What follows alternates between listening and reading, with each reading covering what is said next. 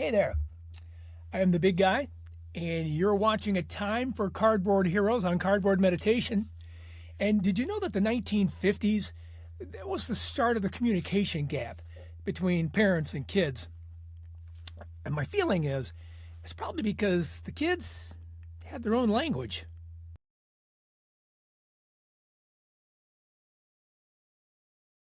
Good thing we had baseball to cool down the vexations. In fact, the 1950s baseball was the best baseball. Bonus, there was some of the finest cards ever made of some of the finest athletes to have ever played. Let's get a grip, Daddy-O, and take a look at some of those cards while calming our minds with visions of pop-ups and blue skies with a little cardboard meditation.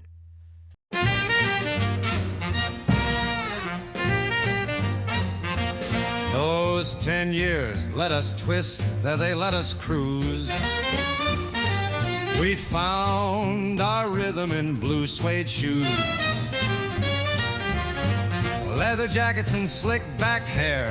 You really had to be there or be square. We got lost in the 50s when everything was nifty and a dime could buy 2 packs of cards. We had our favorite team. It was a golden decade, it seemed. 10 years still fresh in my mind. Well, the year was 1952, and the Winter Olympics kicked off in Oslo, Norway. And it looked like a year of promise as the U.S. elected Dwight D. Eisenhower president. It was also a year of medical victories. It was the year of the first clinical use of the mechanical heart. And there was a polio vaccine breakthrough. Jonas Salk created a potent vaccine that produced antibodies in volunteers. So mass vaccinations were to follow just 3 years afterwards, with parents around the world breathing a little easier. Now in baseball, the American Girls Professional Baseball League champs were the South Bend Blue Sox. The Yankees beat the Dodgers in the World Series. MVPs in the National League were Hank Sauer, and in the AL, Bobby Shantz. Rookies of the Year, Joe Black in the NL and Harry Bird in the AL. Sporting News Player of the Year was Robin Roberts. He also happened to be the Pitcher of the Year. Pitcher of the Year for the American League was Bobby Shantz. Sporting News Rookie of the Year was Joe Black, and that was for the NL. And in the AL, it was Clint Courtney. Now, if you're any kind of fan of baseball, you know about the 1952 baseball cards, the Topps baseball cards. And, you know, when I started this little series of videos, what I really wanted to do was highlight a lot of the different cards of the 1950s. So what I'm going to do with 1952 is actually highlight the Berk Ross set. Yeah, I'm going to go right past the 1952 Topps set. But I can't do that in good conscience. I really need to go ahead and maybe just hit on the 1952 Topps because they were iconic. I mean that word in the sense that it is meant. They were iconic. They set up a classic look to the 1950s and baseball cards in general. They started the way baseball cards look today. So I want to make sure that we have to touch on that before we get into the 1952 Berk Ross. So, as rumor has it, Topps Chewing Gum Company wanted to start these cards. They had the 51 Redbacks, as you saw in an earlier episode. So what they did is they hired the marketing wonder boy Cy Berger and his graphic artist Woody Gelman. And now the rumor has it that they sat around Cy's breakfast table and started working on mock-ups for these cards, these 52 Topps cards. So they were out coloring with crayons and markers and doing all the stuff they had to do, and then they cut them out and kind of just arranged them. They just assembled this new design that hadn't been seen yet. Well, perhaps it has, but not to the extent where it was, I'm going to say it was perfected, where it was actually perfected. And they just blew up that 51 design, you know, that small rounded corner, the thick cards, and then they crafted the 52 Topps, which was a 407 card set. Yeah, 407 cards. And the cards were kind of Mostly were in that vertical format. There were a lot of them that were in the landscape format, but there were a lot of mostly vertical ones. But that landscape format lended itself to some swinging of bats and, fielding, posing for fielding shots that you wouldn't be able to do with something like the 51 tops where they were just a headshot. They had the facsimile autograph. They were an instant hit. People just loved them when they saw them. Here are a few to take a look at. Now, I know you have seen these a million times during your collecting career, but the Mickey Mantle is something that everybody knows when they see it. That's a beautiful card. And the Mays card as well. Bob Feller, Roy Campanella, Eddie Matthews. This is a beautiful card set.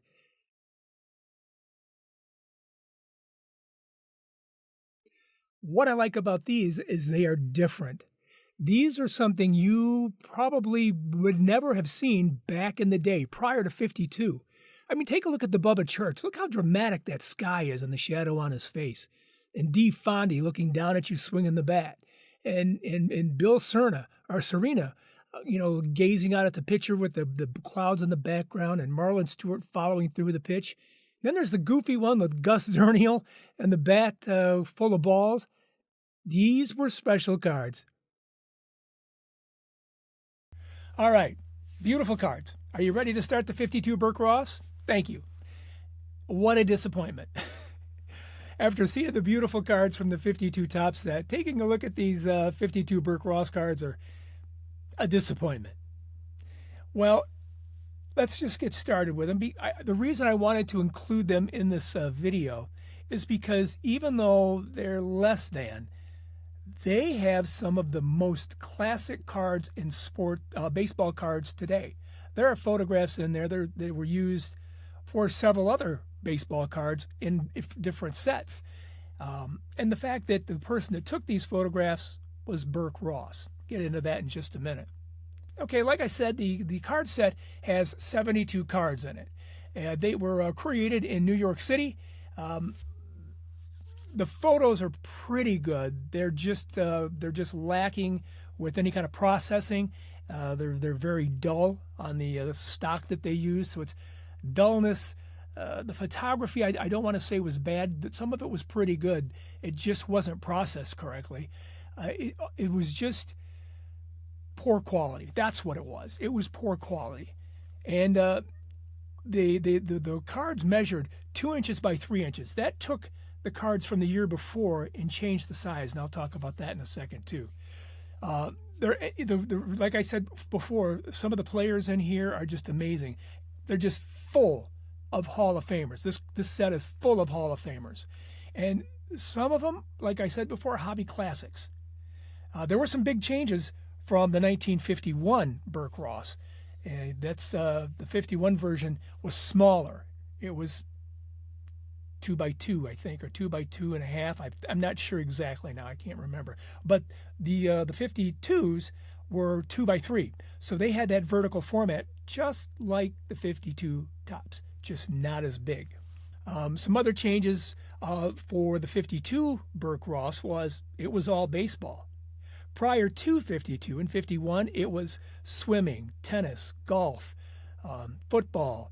I think there were basketball, and it was multi-sport. And they were, like I said, a smaller card. But in 52, it was all baseball. And most importantly, and I'm going to say it this way because I keep referring to it as Berk Ross. It really wasn't a Berk Ross set. It was called the Hit Parade of Champions. They kind of changed the name. I don't know this for a fact. My feeling was it was going to be harder to track them down because I don't believe they paid for the permission to use active ball players in their cards. So they were trying to stay one step ahead of anybody that was trying to put an end to their little business they were doing here. These Hit Parade of Champions were available regionally. Most often you'll find these on the East Coast, not just in New York, although the New York teams were very well represented in that set. There were a lot of other players too, but it was all in that area, in the east side of the country, then where you could pick these up. They were a penny a piece.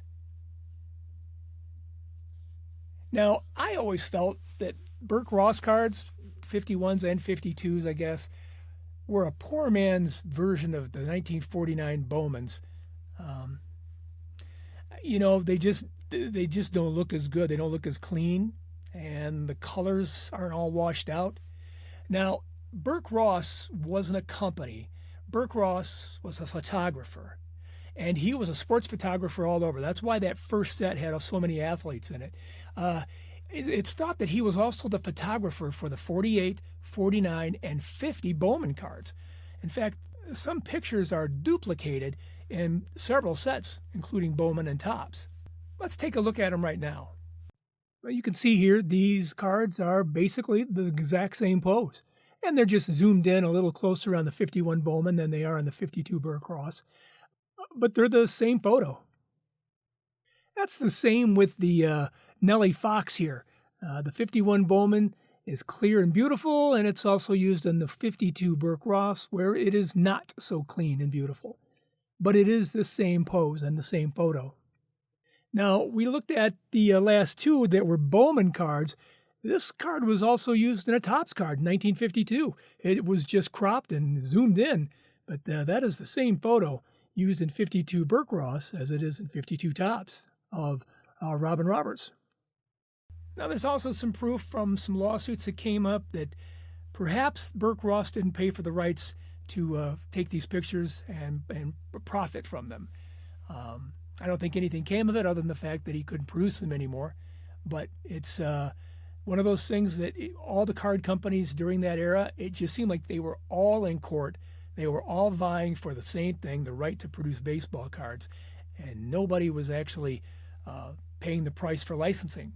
Maybe Topps was, but it just didn't look that way around the horn. It was a mess back in those days.